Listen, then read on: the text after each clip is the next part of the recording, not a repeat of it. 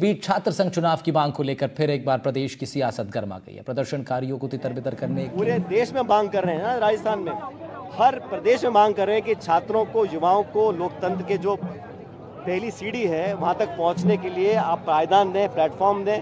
लेकिन ये कायरता मैं समझता हूं कि प्रदेश की सरकार ना चुनाव करा रही है, पंचायत समिति के ना नगर पालिका के, और छात्रों को चुनाव नहीं कराए। ये डरते क्यों चुनावों से? चुनाव कराएं, हार जीत होती रहती है। तो ये डर के माहौल में चुनाव ना करवाएं, ये सरकार को मुझे लगता है बैकफुट पर है। सरकार हमारी बात को मांगने के लिए मजबूर करेंगे और छात्रों को चुनाव कराने पड़ेंगे। सर, एक बहुत बड़ी चीज आपने की आज, सहनशीलता, संयम और मधुर भाषा, ये बहुत जरूरी है। बिल्कुल सही है। मैं तो नौजवानों को बोलता हूँ, जितना जोश उनके अंदर है उसको सही दिशा देनी चाहिए। नौजवानों की जो प्रतिभा है, जो जोश है, जो उत्साह है, जो आत्मविश्वास है, उसको नाप तोल का प्रयोग करना चाहिए। और विनम्रता, सहनशीलता को कमजोरी ना समझें। छात्रों में जो आज जोश है, मैं नहीं चाहूँगा कि हमारा कोई भी नौजवान कानून की सीमा को लांगे या कोई ऐसे अपशब्द बोले, क्योंकि शब्द बहुत महत्वपूर्ण है राजनीति में। इसलिए मैंने शुरू से ही बच्चों, नौजवान जो लड़के कॉलेजों और यूनिवर्सिटीज़ में हैं, उनको कहता हूँ कि अपनी ताकत दिखाएं, प्रदर्शित करें, एहसास कराएं, लेकिन संयमित होकर, सीमाओं के अंदर रहकर। और राजनीति में आपका आचरण, आपकी बोली, आपके शब्द बहुत मायने रखते हैं, तो उसका शुरू से ही उनको पालना करनी चाहिए। लंबे समय से आप ये बोलते हैं, लेकिन जब भी आप ये बोलते हैं, इसे व्यंग माना जाता है।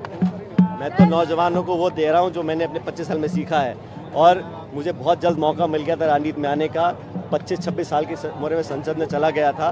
तो मेरा अनुभव ये रहा है कि नौजवानों को बहुत कुछ करके दिखाने का मौका मिलता है, लेकिन जीवन में, राजनीति में जो हमारा आचरण है, जो बोली है, जो हमारी कार्यप्रणाली है, बहुत महत्वपूर्ण होती है। उस पर बहुत ध्यान देना चाहिए।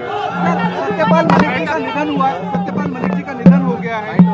मैंने अभी हम सब ने मिलकर सामूहिक रूप से सत्यपाल मलिक जी को श्रद्धांजलि दी है। उन्होंने जीवन में हमेशा किसानों की लड़ाई लड़ी है। उनके जाने से बहुत बड़ा एक आहत हम सब लोगों को हुई है। मैं उम्मीद करता हूं कि उनकी आत्मा को प्रभु शांति देगा, लेकिन उन्होंने अपने जीवन के अंतिम सांस तक लड़ाई लड़ी किसानों की, वो हमेशा देश याद रखेगा। राहुल जी को लेकर सुप्रीम कोर्ट ने जो टिप्पणी की है, प्रियंका अभी गांधी सुप्रीम राहुल गांधी जी ने जो बोला, विपक्ष के नेता को ये पूरा अधिकार है कि सरकार से सवाल पूछे। और मैं समझता हूं कि इस प्रकार से अगर सोशल मीडिया पे नेता प्रतिपक्ष अपनी बात नहीं रखेंगे तो कहाँ रखेंगे? किस कानून में लिखा है कि अपनी बात को नहीं रख सकते? सवाल पूछना, विपक्ष के पास कभी भी दस्तावेज नहीं होंगे, विपक्ष के पास कभी भी कागज नहीं होंगे, लेकिन जो सवाल पूछने हैं वो पूछा जाएगा। और मैं तो दाद देता राहुल गांधी जी की, हर मोर्चे पर उन्होंने सवाल पूछे, सरकार को कटघरे में खड़ा किया, और अनेकों बार सरकार बैकफुट पे आई, अपने निर्णयों को वापस लेना पड़ा है।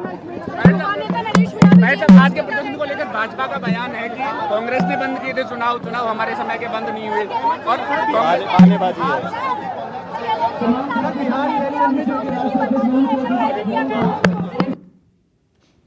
तो सचिन पायलट को सुन रहे थे आप। सचिन पायलट पहुंचे थे नौजवानों के बीच, और इस बीच लगातार हमलावर दिखाई दिए वो केंद्र की सरकार पर भी और सदन में चल रहे हंगामे पर। लेकिन मुख्य जो मुद्दा आज इस पूरी बातचीत का है, वो छात्र संघ चुनावों की जो मांग हो रही है लगातार। अब उसमें एकदम से क्रांतिकारी एक तस्वीर सामने आई है कि अब एनएसयूआई के सैकड़ों कार्यकर्ता सीएम आवास को घेरने का उद्देश्य लेकर के चलते हैं, फिर बीच में उनको रोका जाता है। इस बीच सचिन पायलट भी वहां पहुंच जाते हैं। तो ये बहुत दीपक चावला हमारे साथ, हमारे सहयोगी जुड़े हुए हैं, उनसे जरा पहले ग्राउंड की अपडेट ले लेते हैं, फिर विस्तार से भी चर्चा इस पे करते रहेंगे। दीपक, इस वक्त क्या स्थिति बनी हुई है अभी ग्राउंड पे? देखिए, बिल्कुल मैं आपको जो प्रदर्शन की जो जगह थी वो आपको सहयोगी निर्मल आपको दिखा रहे हैं कि वो अब पूरी तरह से खाली हो चुका है। जो प्रदर्शन है, जो झड़प थी, जो एनएसए कार्यकर्ताओं की जो सीएम आवास कूच करने की मांग थी, वो अब ख़त्म हो चुकी है। क्योंकि कोशिश की इन्होंने, लेकिन पुलिस ने आगे नहीं जाने दिया, और उसके बाद 3 बस के अंदर एनएसए कार्यकर्ताओं को हिरासत में लिया है। यानी कि लगभग 100 एनएसए कार्यकर्ताओं को हिरासत में लिया है, लगभग 100। अब आप लोग उनके पास जा रहे हैं, उनको छुड़ाने की प्रक्रिया अपना रहे हैं?